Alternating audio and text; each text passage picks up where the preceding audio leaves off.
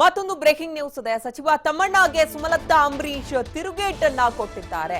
ಅಂಬರೀಶ್ ಹೆಸರು ಹೇಳ್ಕೊಂಡು ಯಾರು ಏನಾಗಿದ್ದಾರೆ ಅಂತ ಎಲ್ರಿಗೂ ಗೊತ್ತು ಅನ್ನುವಂತ ಮಾತನ್ನ ಸುಮಲತಾ ಅಂಬರೀಶ್ ಅವರು ಹೇಳಿದ್ದಾರೆ. ಸಚಿವ ತಮ್ಮಣ್ಣಗೆ ಸುಮಲತಾ ಅಂಬರೀಶ್ ತಿರುಗೇಟು ಕೊಟ್ಟಂತ ರೀತಿ ಇದು. ಅಂಬರೀಶ್ ಹೆಸರು ಹೇಳ್ಕೊಂಡು ಯಾರ್ಯಾರು ಏನಾಗಿದ್ದಾರೆ ಅನ್ನೋ ವಿಚಾರ ಎಲ್ರಿಗೂ ಗೊತ್ತು.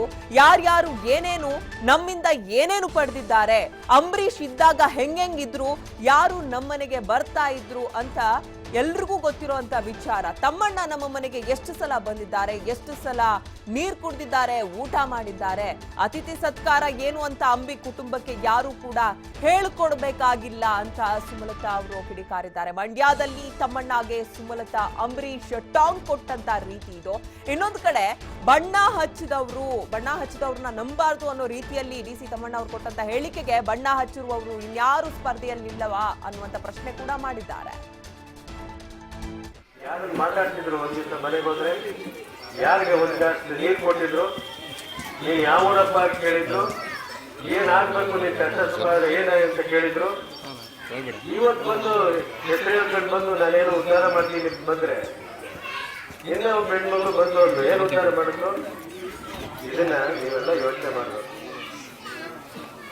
ಯಾರಿಗೆ ಈ ಸಮಾಜದ ಬಗ್ಗೆ ಕಳಕಳಿ ಇದೆ, ಯಾರಿಗೆ ಈ ಸಮಾಜದ ಬಗ್ಗೆ ಚಿಂತನೆ ಇದೆ, ಯಾರು ರೈತರ ಬಗ್ಗೆ ಸದಾ ಚಿಂತನೆ ಮಾಡ್ತಾರೆ, ರೈತರಿಗೆ ಕಷ್ಟ ಆದ್ರೆ ನನಗೆ ಕಷ್ಟ ಬಂದಿದೆ ಅಂತ ಹೇಳಿ ಬರುತ್ತಾರೆ, ಅಂತವನ್ನ ನೀವು ಇಟ್ಕೊಂಡು ನೀವು ಇದು ಮಾಡ್ಬೇಕೆ ಹೊರತು ಎಲ್ಲೋ ಬಣ್ಣದ ಜೀವನಕ್ಕೆ ಮಣ್ಣಾಗಿ ನಮ್ಮ ಯುವಕರು ಏನಾದ್ರು ದಾರಿ ತಪ್ಪಿದ್ರೆ ಖಂಡಿತ ನಮ್ಮ ಸರ್ವನಾಶಕ್ಕೆ ನಾವೇ ಕಾರಣ ಆಗ್ತೀವಿ.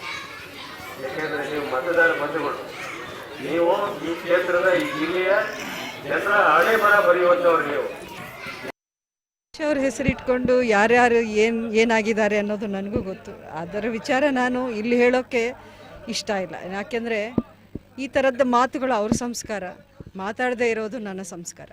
ನಾನು ಅಂಬರೀಷ್ ಅವ್ರ ಮಾರ್ಗದರ್ಶನದಲ್ಲಿ ಹೋಗ್ತೀನಿ ಹೊರತು ಯಾರ್ಯಾರು ಏನೇನು ನಮ್ಮಿಂದ ಏನೇನು ಪಡೆದ್ರು, ಅಂಬರೀಷ್ ಅವ್ರು ಇದ್ದಾಗ ಹೆಂಗಿದ್ರು, ಯಾರು ನಮ್ಮ ಮನೆಗೆ ಬರ್ತಾಯಿದ್ರು, ಯಾರ ಮನೆಗೆ ನಾವು ಹೋಗಿದ್ವಿ ಅನ್ನೋದು ನನಗೆ ಗೊತ್ತಿದೆ, ನಮ್ಮ ಸುತ್ತಮುತ್ತಲು ಇರೋರಿಗೂ ಗೊತ್ತಿದೆ, ಜನಕ್ಕೆ ಗೊತ್ತಿದೆ. ಮುಖ್ಯವಾಗಿ ಜನಕ್ಕೆ ಗೊತ್ತಿದೆ. ನಾನೇನು ತಮ್ಮಣ್ಣ ಅವರು ನನ್ನಲ್ಲಿ ಏನಾದರೂ ತಪ್ಪಿದ್ದಿದ್ರೆ ನಮ್ಮ ಮನೆಯವರಾಗಿ, ನಮ್ಮ ಸಂಬಂಧಿಕರಾಗಿ ನಮ್ಮ ಮನೆಗೆ ಬಂದು ಹೇಳ್ಬೋದಾಗಿತ್ತು.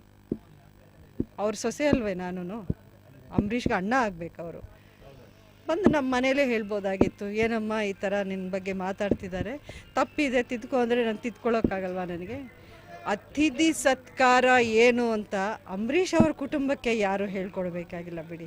24 ಗಂಟೆ ಅವ್ರ ಅತಿಥಿ ಸತ್ಕಾರಕ್ಕೆ ಗೊತ್ತಿರೋರು. ಅವರು ಎಷ್ಟು ಬಾರಿ ತಮ್ಮಣ್ಣ ಅವರು ನಮ್ಮ ಮನೆಗೆ ಬಂದಿದ್ದಾರೆ, ನಮ್ಮ ಮನೆಯಲ್ಲಿ ನೀರು ಕುಡಿದು ಊಟ ಮಾಡಿದ್ದಾರೆ, ಅದೆಷ್ಟು ಬಾರಿ ನಾವು ಅವ್ರ ಮನೆಗೆ ಹೋಗಿದ್ವಿ ಅಂತ ಅವ್ರ ಕುಟುಂಬ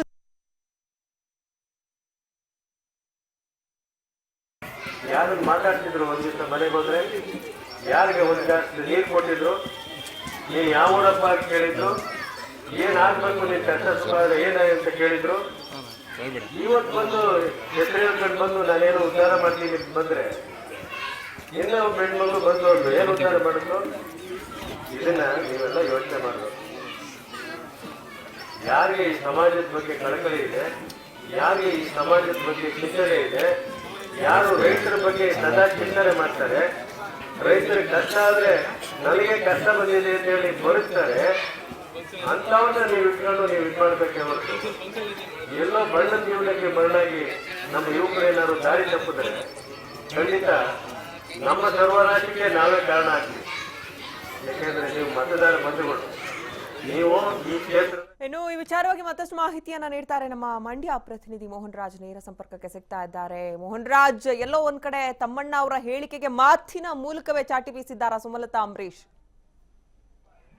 ಖಂಡಿತವಾಗ್ಲೂ ಅಂಕಿತ, ಯಾಕಂದ್ರೆ ಇವತ್ತು ಬೆಳಿಗ್ಗೆ ಸಾರಿಗೆ ಸಚಿವ ಡಿ.ಸಿ ತಮ್ಮಣ್ಣ ಅವರು ಮದ್ದೂರಿನಲ್ಲಿ ಒಂದು ಹೇಳಿಕೆಯನ್ನ ಕೊಡ್ತಾರೆ ಸುಮಲತಾ ಅವರ ಬಗ್ಗೆ. ಏನಂದ್ರೆ ಸುಮಲತಾ ಅಂಬರೀಶ್ ಅವರಿಗೂ ಏನು ಅಂಬರೀಶ್ ಅವರ ಬೆಂಬಲಿಗರು ಅಥವಾ ಕಾಂಗ್ರೆಸ್ನ ಕಾರ್ಯಕರ್ತರು ಮನೆಗೆ ಹೋದಂತ ಸಂದರ್ಭದಲ್ಲಿ ಅವರಿಗೆ ಕುಡಿಯೋದಕ್ಕೆ ನೀರು ಕೂಡ ಕೊಡ್ತಿರಲಿಲ್ಲ, ಜೊತೆಗೆ ಮಾತನ್ನು ಕೂಡ ಆಡಿಸ್ತಿರ್ಲಿಲ್ಲ ಅನ್ನುವಂತ ಒಂದು ಹೇಳಿಕೆಯನ್ನ ಕೊಟ್ಟು ಸುಮಲತಾ ಅವ್ರನ್ನ ಟೀಕೆ ಮಾಡ್ತಾರೆ. ಈ ನಿಟ್ಟಿನಲ್ಲಿ ಏನು ಬಣ್ಣ ಹಚ್ಕೊಂಡು ಬರ್ತಕ್ಕಂಥವ್ರನ್ನ ನಂಬಬೇಡಿ ಎನ್ನುವಂತ ಮಾತುಗಳನ್ನ ಆಡ್ತಾರೆ. ಇದಕ್ಕೆ ಸಂಬಂಧಪಟ್ಟಂತೆ ಇವತ್ತು ಮಳವಳ್ಳಿನಲ್ಲಿ ಒಂದು ಪ್ರಚಾರ ಸಭೆಯಲ್ಲಿ ಪಾಲ್ಗೊಂಡಿದ್ದಂತಹ ಆಗಿರುವಂತಹ ಸುಮಲತಾ ಅಂಬರೀಶ್ ಅವರು ಸುದ್ದಿಗೋಷ್ಠಿಯಲ್ಲಿ ಮಾತನಾಡ್ತಾ ಸಾರಿಗೆ ಸಚಿವ ಡಿ ಸಿ ತಮ್ಮಣ್ಣ ಅವರಿಗೆ ಒಂದು ತಿರುಗೇಟನ್ನ ಕೊಡ್ತಾರೆ. ಏನಪ್ಪಾ ಅಂದ್ರೆ ಡಿ ಸಿ ತಮ್ಮಣ್ಣ ಅವರು ನಮ್ಮ ಮನೆಗೆ ಬಂದು ಎಷ್ಟು ಸಾರಿ ನೀರು ಕೊಡೋದಿಲ್ಲ, ಎಷ್ಟು ಸಾರಿ ಊಟ ಮಾಡಿಲ್ಲ ಅನ್ನುವಂತ ಮಾತುಗಳನ್ನ ಆಡ್ತಾರೆ. ಮತ್ತೆ ಅತಿಥಿ ಸತ್ಕಾರವನ್ನ ಅಂಬರೀಶ್ ಕುಟುಂಬಕ್ಕೆ ಹೇಳ್ಕೊಡ್ತಕ್ಕಂತ ಅವಶ್ಯಕತೆ ಡಿ ಸಿ ತಮ್ಮಣ್ಣ ಅವರಿಗೆ ಇಲ್ಲ ಅನ್ನುವಂತ ಮಾತುಗಳನ್ನ ಹೇಳ್ತಾರೆ. ಜೊತೆಗೆ ಈಗಾಗಲೇ ಅಂಬರೀಶ್ ಅವರು ಇದ್ದಂತ ಸಂದರ್ಭದಲ್ಲಿ ಇವರು ಒಂದು ರೀತಿ ಮಾತನಾಡ್ತಾರೆ, ಅಂಬರೀಶ್ ಅವರು ಇಲ್ಲೇ ಇದ್ರಂತ ರೀತಿ ನಿಟ್ಟಿನಲ್ಲಿ ಒಂದು ರೀತಿಯನ್ನ ಮಾತಾಡ್ತಾರೆ. ಜೊತೆಗೆ ಬಣ್ಣ ಹಚ್ಚಿ ಬಂದವರ ಮಾತನ್ನ ನಂಬೇಡಿ ಅಂತಾರೆ. ಇಲ್ಲಿ ನನಗಿಂತ ಮುಂಚೆ ಮತ್ತೊಬ್ರು ಬಣ್ಣ ಹಚ್ಚಿ ಬಂದಿದ್ದಾರೆ ಅನ್ನುವಂತ ಮುಖಾಂತರ ನಿಖಿಲ್ ಕುಮಾರ್ ಅವರನ್ನು ಅವರು ಟೀಕೆ ಮಾಡ್ತಕ್ಕಂತ ಒಂದು ಹೇಳಿಕೆಯನ್ನ ಕೊಡ್ತಾರೆ. ಇದರ ಜೊತೆಗೆ ಏನು ಈಗಾಗಲೇ ಅಂಬರೀಶ್ ಅವರು ಇದ್ದಂತ ಸಂದರ್ಭದಲ್ಲಿ ರಾಜಕೀಯ ಮುಖಂಡರುಗಳು ಒಂದೊಂದು ರೀತಿ ಮಾತನಾಡ್ತಾ ಇದ್ರು, ಈಗ ಅವರಿಲ್ಲ, ಈಗ ಒಂದೊಂದು ರೀತಿಯಲ್ಲಿ ಮಾತನಾಡ್ತಾರೆ. ಈ ನಿಟ್ಟಿನಲ್ಲಿ ಅಂಬರೀಶ್ ಅವರ ಶಕ್ತಿ ಏನು ಅಂತಕ್ಕಂಥದ್ದು ಮಂಡ್ಯ ಜಿಲ್ಲೆಗೆ ಗೊತ್ತು. ಆ ನಿಟ್ಟಿನಲ್ಲಿ ಏನು ಅಂಬರೀಶ್ ಅವರ ಹೆಸರನ್ನ ಉಳಿಸೋದಕ್ಕೆ ನನಗೆ ಒಂದು ಸಹಾಯ ಮಾಡಬೇಕು, ಜೊತೆಗೆ ನಾನು ಇವ್ರನ್ನ ಟೀಕೆ ಮಾಡೋದಿಲ್ಲ, ನೀವೇ ಇದಕ್ಕೆ ಉತ್ತರ ಕೊಡಿ ಅನ್ನುವಂತ ನಿಟ್ಟಿನಲ್ಲಿ ತಮ್ಮ ಮತಬೇಟೆಯನ್ನ ಶುರು ಮಾಡಿದ್ದಾರೆ ಸುಮಲತಾ ಅವರು ಅಂತ ಹೇಳ್ಬೋದಾಗಿದೆ.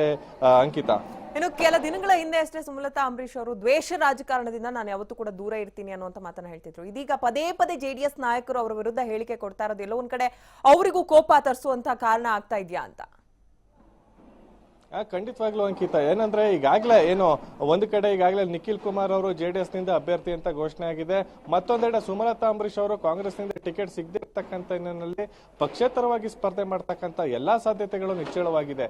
ಈ ನಿಟ್ಟಿನಲ್ಲಿ ಎಲ್ಲೋ ಒಂದ್ ಕಡೆ ಜೊತೆಗೆ ಸಾಮಾಜಿಕ ಜಾಲತಾಣಗಳಲ್ಲೂ ಕೂಡ ಸುಮಲತಾ ಅವರ ಫಲ ಒಂದು ಬೆಂಬಲ ವ್ಯಕ್ತವಾಗ್ತಾ ಇದೆ. ಇದು ಎಲ್ಲ ಒಂದ್ ಕಡೆ ಜೆಡಿಎಸ್ಗೂ ಕೂಡ ಹಿನ್ನಡೆ ಆಗಿರುವಂತ ನಿಟ್ಟಿನಲ್ಲಿ ಹೇಗಾದ್ರೂ ಮಾಡಿ ಸುಮಲತಾ ಅವ್ರನ್ನ ಕಟ್ಟಿ ಹಾಕ್ಬೇಕು ಅಂತ ದಳಪತಿಗಳು ಈ ರೀತಿಯ ಸುಮಲತಾ ಅವರ ವಿರುದ್ಧ ಅಂದ್ರೆ ಅಂಬರೀಶ್ ಅವರ ವಿರುದ್ಧ ಒಂದೊಂದು ರೀತಿಯಾದಂತ ಒಂದು ಹೇಳಿಕೆಯನ್ನ ಕೊಡ್ತಾ ಇದ್ರೆ, ಇದರಿಂದ ಬೇಸತ್ತೋ ಏನೋ ಸುಮಲತಾ ಅವರು ಇದೀಗ ಅಂದ್ರೆ ಅವ್ರು ಯಾವತ್ತೂ ಕೂಡ ಯಾವುದಕ್ಕೂ ನೋ ಕಾಮೆಂಟ್ಸ್ ಅಂತ ಹೇಳ್ತಿದ್ರು. ಆದ್ರೆ ಇವತ್ತು ಮಾತ್ರ ಅವರು ನೇರವಾಗಿ ಡಿ ಸಿ ತಮ್ಮಣ್ಣ ಅವರನ್ನ ಟಾರ್ಗೆಟ್ ಮಾಡಿ ಅವರ ವಿರುದ್ಧ ಮಾತನಾಡಿದ್ದಾರೆ ಅಂತಾನೆ ಹೇಳ್ಬೋದು. ಅಂಕಿತಾ, ಇನ್ನು ಡಿ ಸಿ ತಮ್ಮಣ್ಣ ಅವ್ರು ಎಲ್ಲೋ ಒಂದ್ ಕಡೆ ಹೇಳಿಕೆ ಕೊಡುವಂತ ಸಂದರ್ಭದಲ್ಲಿ ನಿಖಿಲ್ ಕುಮಾರ್ ಕೂಡ ಬಣ್ಣದ ಬದುಕನ್ನ ಜೀವಿಸ್ತಾ ಇರೋರು ಅನ್ನೋದನ್ನ ಮರ್ತು ಬಿಟ್ರ ಅಂತ? ಖಂಡಿತವಾಗ್ಲೂ ಅಂಕಿತ, ಏನಂದ್ರೆ ಇದನ್ನು ಕೂಡ ನಾವು ಸೂಕ್ಷ್ಮವಾಗಿ ಗಮನಿಸಬಹುದು. ಅಂದ್ರೆ ಅವರು ಯಾವತ್ತೂ ಕೂಡ ನಿಖಿಲ್ ಕುಮಾರ್ ಅವರ ಬಗ್ಗೆ ಮಾತನಾಡಿರಲ್ಲ, ಜೊತೆಗೆ ಮುಖ್ಯಮಂತ್ರಿಗಳಿರ್ಬೋದು ಅಥವಾ ಜೆಡಿಎಸ್ ಪಕ್ಷದ ವಿರುದ್ಧ ಯಾವತ್ತೂ ಕೂಡ ಮಾತನಾಡಿರಲ್ಲ. ಆದ್ರೆ ಇವತ್ತು ಸಾರಿಗೆ ಸಚಿವ ಡಿ ಸಿ ತಮ್ಮಣ್ಣ ಅವರು ಬೆಳಿಗ್ಗೆ ಮಾತನಾಡ್ತ ಸಂದರ್ಭದಲ್ಲಿ ಬಣ್ಣ ಹಚ್ಚೋರ್ನ ಯಾವುದೇ ಕಾರಣಕ್ಕೂ ಕೂಡ ನಂಬಬೇಡಿ ಅನ್ನುವಂತ ಒಂದು ಹೇಳಿಕೆಯನ್ನ ಕೊಟ್ಟರು. ಆದ್ರೆ ತಮ್ಮಣ್ಣ ಅವ್ರಿಗೆ ಈ ಬಗ್ಗೆ ಗೊತ್ತಿತ್ತೋ ಇಲ್ವೋ ಗೊತ್ತಿಲ್ಲ, ಯಾಕಂದ್ರೆ ಸುಮಲತಾ ಅವರು ಕೂಡ ಸಿನಿಮಾ ರಂಗದಿಂದ ಬಂದಿರೋರು, ನಿಖಿಲ್ ಕುಮಾರ್ ಅವರು ಕೂಡ ಸಿನಿಮಾ ರಂಗದಿಂದ ಬಂದಿರತಕ್ಕಂಥವ್ರು.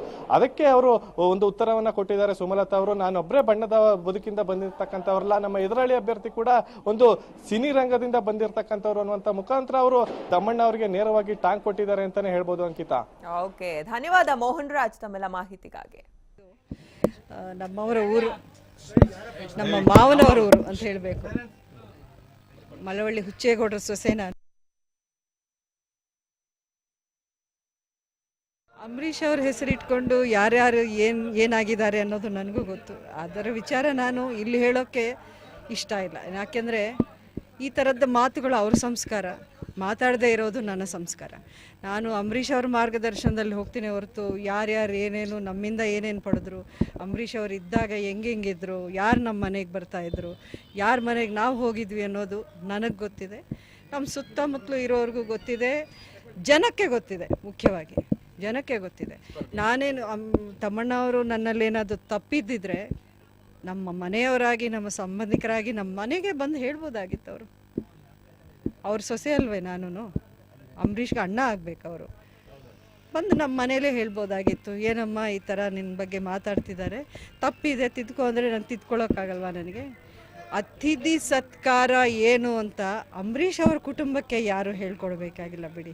24 ಗಂಟೆ ಅವ್ರ ಅತಿಥಿ ಸತ್ಕಾರಕ್ಕೆ ಗೊತ್ತಿರೋರು ಅವರು.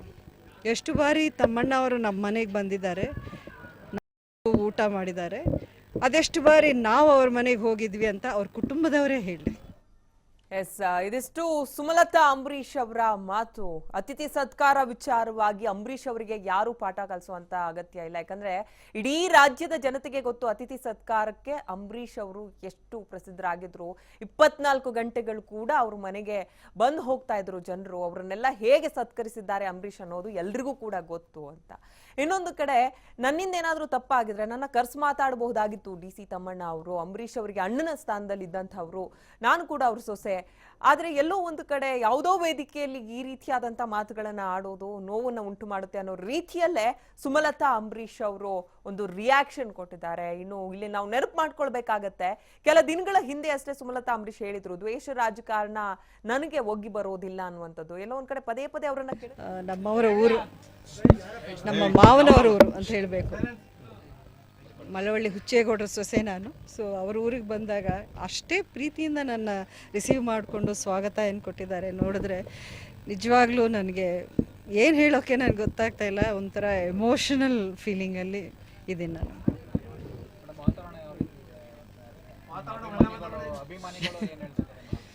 ಅಭಿಮಾನಿಗಳು ತುಂಬಾ ಪಾಸಿಟಿವ್ ಆಗಿ ಹೇಳ್ತಾ ಇದ್ದಾರೆ. ಯಾವುದೇ ಕಾರಣಕ್ಕೂ ನೀವು ಇಟ್ಟ ಹೆಜ್ಜೆನ ವಾಪಸ್ ತಗೊಳ್ಳೋಂಗಿಲ್ಲ, ಹಿಂಸರಿಬಾರ್ದು, ನಾವು ನಿಮಗೆ ಬೆಂಬಲ ಕೊಡ್ತೀವಿ, ನೀವು ನಮ್ಮ ಜೊತೆಲೇ ಇರಬೇಕು ಅನ್ನೋದೇ ಎಲ್ಲ ಹೋದ ಕಡೆ ಎಲ್ಲ ಇದೇ ಕೂಗು ಕೇಳ್ತಾ ಇದೆ. ಕಾಂಗ್ರೆಸ್ ನಾಯಕರಿಂದ ಏನಾದರೂ ಬುಲಾವ್ ಬಂದಿದ್ದ, ಏನಾದರೂ ಸಂಪರ್ಕ ಮಾಡಿದ್ರ ಮೇಡಮ್?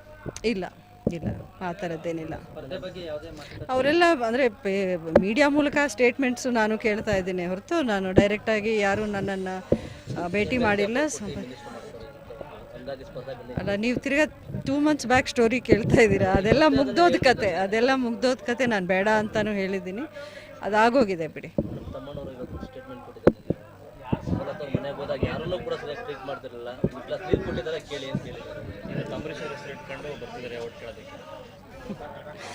ಅಂಬರೀಷ್ ಅವ್ರ ಹೆಸರಿಟ್ಕೊಂಡು ಯಾರ್ಯಾರು ಏನಾಗಿದ್ದಾರೆ ಅನ್ನೋದು ನನಗೂ ಗೊತ್ತು. ಅದರ ವಿಚಾರ ನಾನು ಇಲ್ಲಿ ಹೇಳೋಕ್ಕೆ ಇಷ್ಟ ಇಲ್ಲ. ಯಾಕೆಂದರೆ ಈ ಥರದ ಮಾತುಗಳು ಅವ್ರ ಸಂಸ್ಕಾರ, ಮಾತಾಡದೇ ಇರೋದು ನನ್ನ ಸಂಸ್ಕಾರ.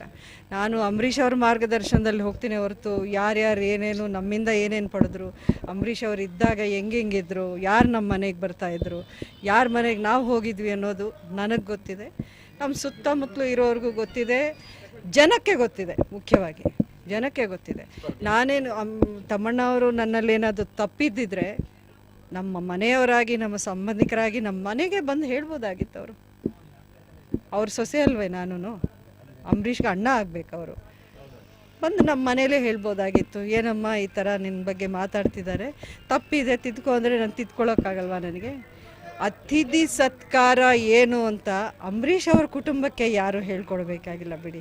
24 ಗಂಟೆ ಅವ್ರ ಅತಿಥಿ ಸತ್ಕಾರಕ್ಕೆ ಗೊತ್ತಿರೋರು. ಎಷ್ಟು ಬಾರಿ ತಮ್ಮಣ್ಣ ಅವರು ನಮ್ಮ ಮನೆಗೆ ಬಂದಿದ್ದಾರೆ, ನಮ್ಮ ಮನೆಯಲ್ಲಿ ನೀರು ಕುಡಿದು ಊಟ ಮಾಡಿದ್ದಾರೆ. ಅದೆಷ್ಟು ಬಾರಿ ನಾವು ಅವ್ರ ಮನೆಗೆ ಹೋಗಿದ್ವಿ ಅಂತ ಅವ್ರ ಕುಟುಂಬದವರೇ ಹೇಳಿ, ಆವಾಗ ಒಪ್ಕೋತೀನಿ ನಾನು. ಅಂದರೆ ಅವ್ರು ಯಾರ ಬಗ್ಗೆ ಮಾತಾಡ್ತಿದ್ರು ಕೇಳಿದ್ರಾ ನೀವು? ಸಿನಿಮಾ ರಂಗದವ್ರು ಯಾರು? ಹೌದಾ? ಬೇರೆ ಯಾರು ಇಲ್ವಾ ಈ ಸ್ಪರ್ಧೆಯಲ್ಲಿ ಸಿನಿಮಾ ರಂಗದವರು?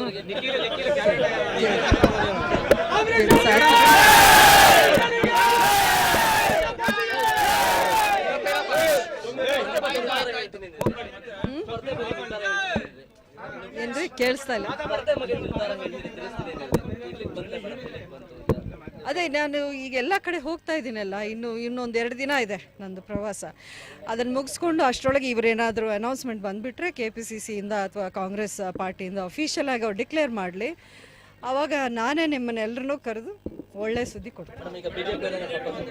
ಇವಾಗ ಇಲ್ಲಿ ಮಂಡ್ಯ ಜಿಲ್ಲೆಯ ಪ್ರಮುಖ ಮುಖಂಡರುಗಳು ಹೈಕಮಾಂಡ್ನ ಭೇಟಿ ಮಾಡಿ ಕೊಡಬೇಕು ಅಂತೇಳಿ ಹೈಕಮಾಂಡ್ ಭೇಟಿ ಮಾಡಲಿಕ್ಕೆ ಹೊರಟಿದ್ದಾರೆ. ನಿಮ್ಗೆ ಗೊತ್ತಿದೆ? ಏನೇನು ಗೊತ್ತಾಗಿಲ್ಲ. ನಿಯೋಗ ಹೋಗ್ತಿದ್ದಾರೆ ಅಂತ ಹೈಕಮಾಂಡ್ ಭೇಟಿ ಮಾಡಿ.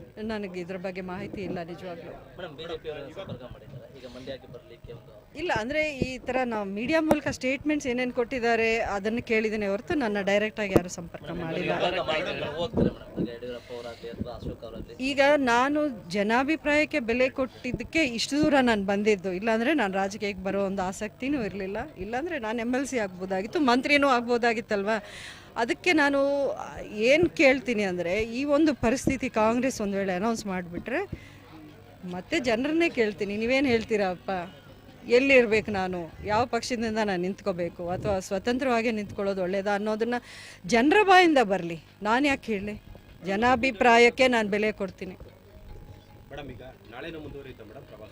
ಇವತ್ತೆಲ್ಲ ಸಂಪೂರ್ಣ ಮುಗಿಯುತ್ತೆ ಕ್ಷೇತ್ರದ? ಅಂದರೆ ಸಂಪೂರ್ಣ ಅಂತ ನಾನು ಹೇಳಲ್ಲ, ಒಂದು ಹಂತ ಇವತ್ತಿಗೆ ಮುಗಿಯುತ್ತೆ. ನಾಳೆ ಒಂದಷ್ಟು ಮಂಡ್ಯದಲ್ಲಿ ಅಂದರೆ